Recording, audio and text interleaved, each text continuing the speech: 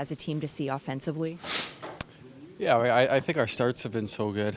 And you know, when those goals haven't been coming, you know, I think that kind of leads to the game slipping in the second and third. So to see some going in the first and you know, kind of assure ourselves that things are working and we're playing the right way is definitely a positive.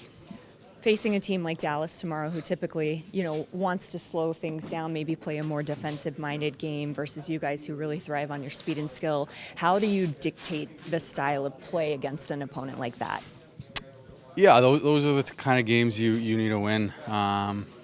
You know, at the end of the year and into playoffs. You know, they've always been one of the strongest teams in the league ever since I've come in, and you know, they're a heavy team and they're hard to get any offense against. So you know, I think our style will work well against them. You know, I think, like I said, those are the teams you have to win. Those tight matchups, and that's kind of the style of game we've been trying to play.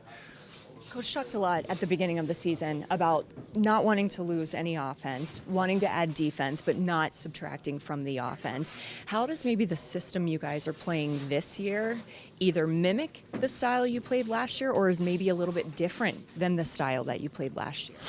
Yeah, I think it's a little bit different for sure. You know, like I said, come the end of the year, it's so tight. You know, coming from behind isn't going to give you the most success. You know, it's a lot easier to defend than it is to you know, break through and come from behind.